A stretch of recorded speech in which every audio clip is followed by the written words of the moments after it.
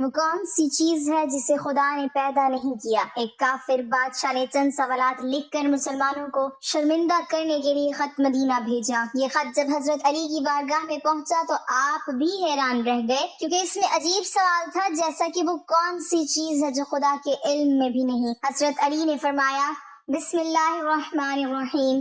ناصرین، اللہ تعالیٰ نے حضرت علی رضی اللہ تعالیٰ عنہ کو عقل و خرد کی اس قدر عرفہ و اعلیٰ صلاحیتوں سے نوازا تھا کہ جو مسائل دوسرے حضرات کے نزدیک پیچیدہ اور لا ینحا سمجھے جاتے تھے، انہی مسائل کو وہ آسانی سے حل کر دیتے تھے۔ اکابر صحابہ اکرام رضوان اللہ علیہم اجمعین ایسے اوقات سے پناہ مانگتے تھے کہ جب کوئی مشکل مسئلہ پیش آ جائے اور اس کے حل کے لیے حضرت علی رضی اللہ تعالیٰ عنہ موجود نہ ہو۔ ایک دفعہ یہودیوں کی ایک جماعت حضرت علی رضی اللہ تعالیٰ عنہ کے پاس آئی اور وہ حضرت علی رضی اللہ تعالیٰ عنہ کے علم اور دانائی کے مقام سے واقف تھے۔ وہ نادان یہ سوچ کر آئے تھے کہ اگر کسی طریقے سے وہ حضرت علی رضی اللہ تعالیٰ عنہ کو علمی بنیاد پر شکست دے دیں تو اس سے مسلمانوں کو شرمندگی ہوگی اور ہر طرف ہمارا ڈنکا بجنے لگے گا۔ اس یہودی جماعت نے یہ بھی منصوبہ بنایا کہ ہم نہ صرف آپ سے سوال کریں گے بلکہ آپ سے سوال آپ کی کتاب یعنی قرآن مجید سے نہیں بلکہ اپنی کتاب یعنی تورات سے کریں گے۔ اس جماعت نے من ہی من میں یہ سوچ لیا تھا کہ اگر حضرت علی رضی اللہ تعالیٰ عنہ ہماری شرائط کے مطابق تورات سے جواب دینے پر راضی ہو بھی جاتے ہیں تو یہی ہماری جیت ہوگی، لیکن کیسے؟ ناظرین، یہودیوں کی اس جماعت کا ماننا کچھ یوں تھا کہ حضرت علی رضی اللہ تعالیٰ عنہ بہرحال حضرت محمد صلی اللہ علیہ وسلم کے ماننے والے ہیں اور حضرت محمد صلی اللہ علیہ وسلم پر قرآن پاک نازل ہوا، تو یہ بات ممکن نہیں کہ حضرت علی رضی اللہ تعالیٰ عنہ کسی صورت تورات کے سوالوں کا جواب تورات سے ہی دے سکیں۔ ناظرین، یہودیوں کی جماعت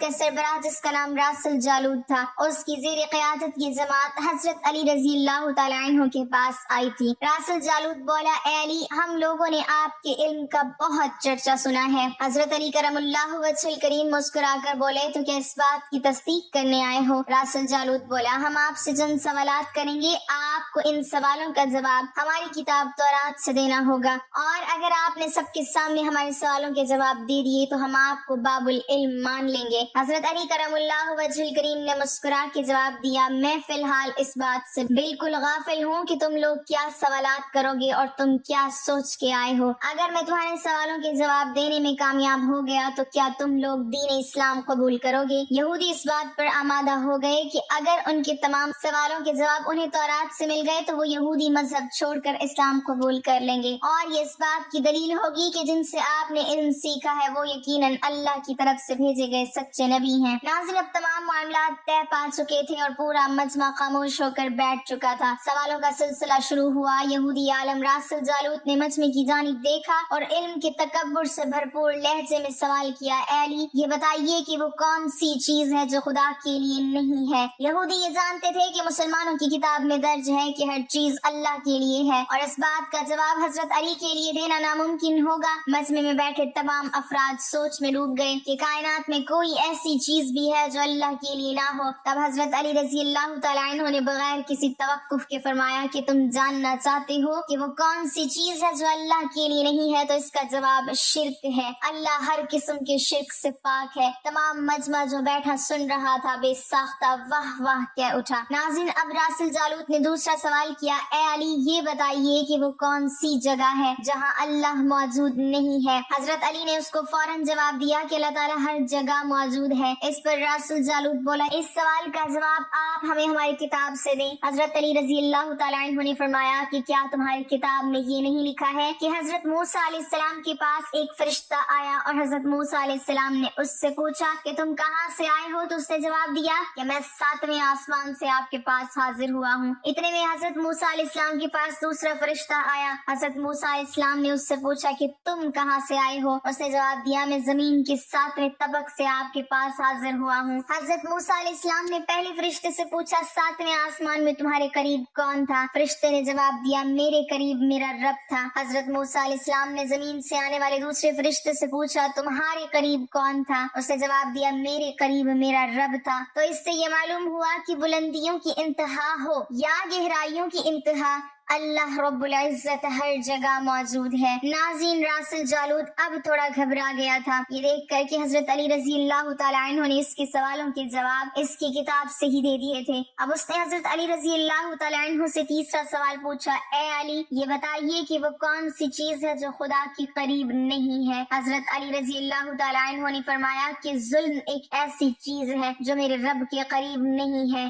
ناظرین، اب راسل جالوت نے پے در پہ شکست کھانے کے بعد اپنے سوالوں کا زاویہ بدل لیا۔ اب اس نے علمی سوال کے بجائے تاریخی اور سائنسی سوالوں کی طرف اپنا رخ موڑ لیا اور بہت ہی تکبر بھرے انداز میں اس نے پوچھا، اے علی، اس چشمے کا نام بتائیں جو زمین پر پہلی مرتبہ جاری ہوا۔ حضرت علی کرم اللہ وجہ الکریم بولے کہ اس چشمے کو چھوڑو، پہلے یہ بتاؤ کہ تمہارے دل میں کیا ہے، اور تمہارے دل میں یہ ہے کہ وہ چشمہ بیت المقدس کی ایک چٹان کے نیچے ہے۔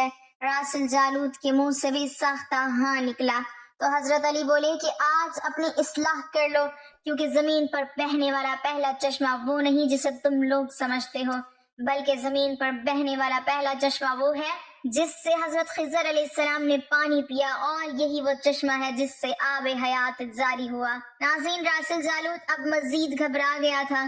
اس نے گھبراہٹ میں حضرت علی رضی اللہ تعالیٰ عنہ سے ایک اور تاریخی سوال کیا، اے علی، یہ بتائیے کہ وہ کون سا پتھر ہے جو آسمان سے پہلی دفعہ اتارا گیا؟ حضرت علی نے جواب دینے سے پہلے ایک جملہ کہا، یقیناً تم لوگوں کے ذہنوں میں پہلا پتھر وہ ہے جو بیت المقدس میں نصب ہے، لیکن تم اس بات کو کیوں بھول جاتے ہو کہ خانہ کعبہ بیت المقدس سے کہیں پرانا ہے، اور حجر اسود اسی وقت نصب کیا گیا جب خانہ کعبہ پہلی دفعہ تعمیر ہوا تھا، اور وہی پہلا پتھر ہے۔ یہودی آپ کے جوابات سن کر ہمت نہ کر سکے کہ انہیں غلط قرار دیں، کیونکہ وہ ہر جواب انتہائی دلیل کے ساتھ دے رہے تھے اور ان کی اصلاح بھی کرتے جا رہے تھے۔ اب کی بار راسل جالوت نے ایک صاحب سے سوال پوچھا۔ اس نے پوچھا، یہ بتائیے کہ وہ کون سی چیزیں ہیں جو مسلسل کم اور زیادہ ہوتی رہتی ہیں؟ حضرت علی رضی اللہ تعالیٰ عنہ بغیر کسی توقف کے بولے کہ تم اپنے ماہ السال پر غور کرو تو تمہیں خود ہی اس سوال کا جواب مل جائے گا۔ راسل جالوت نے پوچھا، وہ کیسے؟ آپ نے فرمایا، کوئی دن اگلے دن کے برابر نہیں ہوتا، اسی طرح گزشتہ رات اگلی رات کے برابر نہیں ہوتی۔ یہی وہ دو چیزیں ہیں جو مسلسل کم اور زیادہ ہوتی رہتی ہیں۔ راسل جالوت نے جواب سن کر حضرت علی رضی اللہ تعالیٰ عنہ سے ایک اور سوال کیا کہ زندہ رہنے کی پہچان سانس لینا ہے، کیا کائنات میں کوئی چیز ایسی بھی ہے جو سانس لیتی ہے مگر زندہ نہیں؟ حضرت علی نے فرمایا کہ صبح جب نکلتی ہے تو سانس لیتی ہے، حالانکہ صبح کے پاس نہ روح ہے نہ جان۔ یہ سن کر وہ جلدی جلدی بولا، اچھا یہ بتائیے کہ دنیا میں وہ کون سی جگہ ہے جہاں سورج کی کرنیں ایک دفعہ تو پڑی لیکن دوبارہ اس جگہ کبھی سورج کی کرنیں نہیں پہنچ سکیں؟ حضرت علی رضی اللہ تعالیٰ عنہ نے فرمایا، ہاں، یہ سمندر کی وہ جگہ ہے جہاں سے حضرت موسیٰ علیہ السلام اور ان کی قوم گزری تھی، اور سمندر اللہ تعالیٰ کے حکم سے دو حصوں میں تقسیم ہو گیا تھا۔ بس اس قافلے کے گزرتے ہوئے سورج کی کرنیں اس جگہ ضرور پڑی تھی، لیکن اس کے بعد سورج کی کرنیں کبھی بھی وہاں نہیں پہنچ سکی۔ ناظرین، جواب پاتے ہی اس نے حضرت علی رضی اللہ تعالیٰ عنہ سے پھر سوال کیا کہ یہ بتائیں کہ وہ کون سی دو چیزیں ہیں جو ہمیشہ غائب رہتی ہیں، اور وہ کون سی دو چیزیں ہیں جو ہمیشہ حاضر رہتی ہیں؟ حضرت علی رضی اللہ تعالیٰ عنہ نے فرمایا کہ آسمان اور زمین کی طرف دیکھو، یہ دونوں تمہیں کبھی غائب نظر نہیں آئیں گے، یہ دونوں ہمیشہ حاضر رہتے ہیں، اور موت اور زندگی کو ڈھونڈو تو تمہیں ان کے بارے میں کبھی پتہ نہیں چلے گا کہ وہ کہاں ہیں اور کب آ جاتی ہیں۔ اگلا سوال راسل جالوت نے یہ کیا کہ اے علی، یہ بتائیے کہ وہ کون سی چیز ہے جس کا خالق خود اللہ ہے مگر اسی کے بارے میں خود سوال بھی کرتا ہے؟ حضرت علی بولے، حضرت موسیٰ علیہ السلام کا عصا مبارک کا خالق خود اللہ ہے، اور اس عصا کے بارے میں اسی نے خود موسیٰ علیہ السلام سے سوال بھی کیا اور پوچھا کہ موسیٰ، یہ آپ کے ہاتھ میں کیا ہے؟ پھر اس نے اگلا سوال کیا کہ بیت اللہ کا طواف تو ذی حیات کرتے ہیں، لیکن اس بے جان چیز کے بارے میں بتائیں جس نے بیت اللہ کا طواف کیا۔ حضرت علی کرم اللہ وجہ الکریم بلا توقف بولے کہ کشتی نوح ایک ایسی بے جان چیز ہے جو طوفان کے دوران اس مقام پر پہنچی جہاں بیت اللہ ہے تو اس نے اس کے گرد 7 چکر لگائے۔ اس نے باب العلم حضرت علی رضی اللہ تعالیٰ عنہ سے کئی سوال کیے اور تمام کے جواب آپ نے بالکل ٹھیک بنا توقف دیے۔ تو مجمع میں بیٹھے ہوئے ایک یہودی بولا کہ حضرت، دنیا میں ہر شخص سوچ کے جواب دیتا ہے، لیکن آپ تو ہر سوال کا جواب بلا توقف دے رہے ہیں۔ حضرت علی رضی اللہ تعالیٰ عنہ نے اس سوال کے بدلے اس یہودی سے ایک سوال کیا، بتاؤ تمہارے ہاتھ میں کتنی انگلیاں ہیں؟ اس نے فوراً جواب دیا 5۔ حضرت علی رضی اللہ تعالیٰ عنہ نے فرمایا، تو نے بھی تو فوراً میرے سوال کا جواب دے دیا۔ اس یہودی نے کہا، یا علی یہ کیسی بات ہوئی؟ مجھے معلوم ہے کہ میرے ہاتھ میں 5 انگلیاں ہیں۔ یہ سن کر حضرت علی رضی اللہ تعالیٰ عنہ نے مسکراتے ہوئے کہا، مجھے بھی یہ سارے علم ایسے ہی معلوم ہے جیسے تجھے یہ معلوم ہے کہ تیرے ہاتھ میں 5 انگلیاں ہیں۔ یہودی نادان نہیں جانتے تھے باب العلم کے پاس کائنات کے رازوں کا علم ہے، لیکن جب انہیں تمام سوالات کے جوابات ٹھیک مل گئے تو راس الجالوت سمیت تمام گروہ نے کلمہ پڑھا اور سب کے سب دائرہ اسلام میں داخل ہو گئے۔ مناقب علی میں علامہ ابن جوزی لکھتے ہیں کہ حضرت عمر فاروق جب خلافت کی مسند پر بیٹھے تو انہوں نے یہ بات کس وقت کہی تھی کہ میں اس مشکل وقت سے اللہ تعالیٰ کی پناہ چاہتا ہوں جس کے حل کرنے کے لیے حضرت علی رضی اللہ تعالیٰ عنہ میرے پاس موجود نہ ہوں۔ اس کے جواب میں علامہ صاحب خود ہی لکھتے ہیں کہ ایک دفعہ کیسر روم نے چند سوالات لکھ کر مسلمانوں کے خلیفہ حضرت عمر کے پاس بھیجے۔ سوالات ایسے تھے کہ جن کا جواب روم میں بھی کسی کے پاس نہ تھا۔ ان سوالات کا مقصد مسلمانوں کو شرمندہ کرنا تھا تاکہ مسلمان اپنے دین سے مدنفر ہو جائیں۔ چنانچہ مسجد نبوی میں عظیم صحابیوں کی محفل جمی ہوئی تھی۔ کیسر روم کا قاصد آیا اور خط پڑھنا شروع کیا۔ خط کی تحریر کچھ یوں تھی کہ بادشاہ روم نے لکھا تھا کہ یہ خط ہے بادشاہ روم کیسر بنی الاصغر کا وقت کے خلیفہ حضرت عمر کی طرف کہ میں نے جو سوالات لکھے ہیں مجھے ان سب کے جوابات بتا دیجئے۔ نمبر 1، وہ کون سی چیز ہے جس کو خدا نے تخلیق نہیں کیا؟ نمبر 2، وہ کون سی چیز ہے جو خدا کے علم میں نہیں؟ نمبر 3، وہ کون سی چیز ہے جو اللہ تعالیٰ کے پاس نہیں؟ وہ کون سی چیز ہے جس کے سب بال ہی بال ہیں؟ وہ کون سی چیز ہے جس کا صرف منہ ہی منہ ہے؟ وہ کون سی چیز ہے جس کے صرف پاؤں ہی پاؤں ہیں؟ وہ کون سی چیز ہے جس کی صرف آنکھیں ہی آنکھیں ہیں؟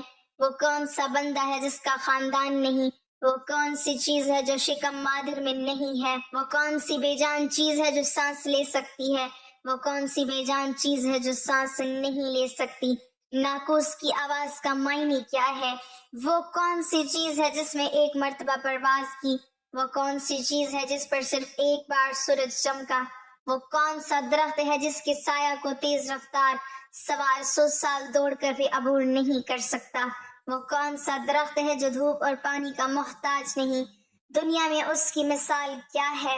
جنت کے برتن جن میں مختلف قسم کے کھانے ہوتے ہیں، جنتی لوگ ایک دوسرے سے ملتے ہیں، دنیا میں اس کی مثال کس طرح کی ہے؟ جنت کے سیب سے حوریں برآمد ہوں گی لیکن ان میں ذرہ بھر کمی بھی واقع نہیں ہوگی، دنیا میں اس کی مثال کیا ہے؟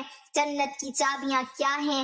حضرت عمر نے خط پڑھتے ہی فرمایا کہ اس کا جواب تو صرف برادر رسول باب العلم حضرت علی رضی اللہ تعالیٰ عنہ دے سکتے ہیں۔ چنانچہ خط ان کی طرف بڑھا دیا گیا۔ حضرت علی رضی اللہ تعالیٰ عنہ نے لکھا، بسم اللہ الرحمن الرحیم، اما بعد تیرا خط وصول ہوا، میں اپنے رب اور اپنے پیارے پیغمبر حضرت محمد صلی اللہ علیہ وسلم کی برکت سے آپ کو ان سوالات کے جوابات دے رہا ہوں۔ وہ چیز جو مخلوق نہیں وہ خود خدا ہے کہ جس کو اللہ نے پیدا ہی نہیں کیا۔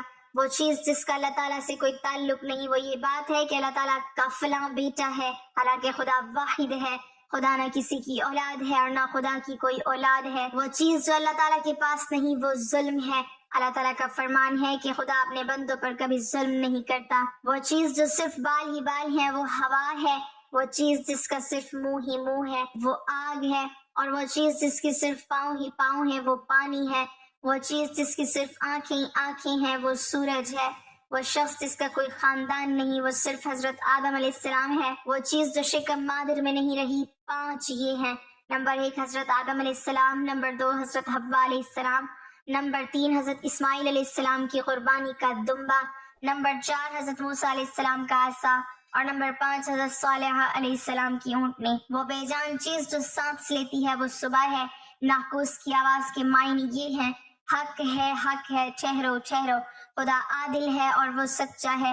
کوہ طور پر وہ پرندہ جس نے ایک مرتبہ پرواز کی تھی دریائے نیل کی سرزمین پر، سورج ایک بار چمکا ہے۔ جس جگہ پر حضرت موسیٰ علیہ السلام نے اپنا عصا مبارک مار کر رستہ بنایا تھا، وہ درخت جس کو میں اگر تیز رفتار کے ساتھ بھی چلوں تو 100 سال تک بھی پار نہیں کر سکتا، وہ شجر طوبہ کا درخت ہے جس کی شاخ جنت کے ہر محل میں جاتی ہے۔ دنیا میں اس کی مثال سورج ہے۔ کہ جس کی کرن ہر گھر میں پہنچتی ہے اور تمام زمین اس کی روشنی سے روشن ہو جاتی ہے۔ وہ درخت جو پانی کے بغیر اگایا تھا وہ درخت ہے جو حضرت یونس کے لیے اگایا گیا تھا۔ اللہ تعالیٰ نے ارشاد فرمایا، ہم اپنے پیارے حبیب کے لیے کدو کی بیل اگاتے ہیں۔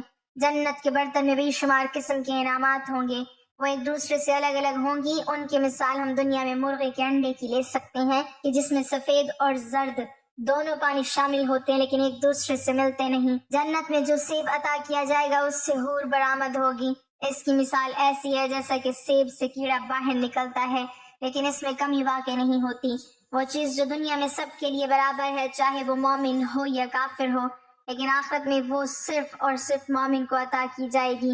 وہ کھجور کا میوہ ہے جسے آخرت میں صرف مومن ہی کھا سکے گا، جبکہ دنیا میں اسے مومن اور کافر دونوں یکساں استعمال کر سکتے ہیں۔ جنت کی چابیاں کلمہ توحید ہے۔ ابن مصعب سے مروی ہے کہ خط بادشاہ روم کو ملا، اس نے خط پڑھ کر کہا کہ میرے سوال کے جواب صرف اور صرف خاندان رسول سے ہی مل سکتے تھے۔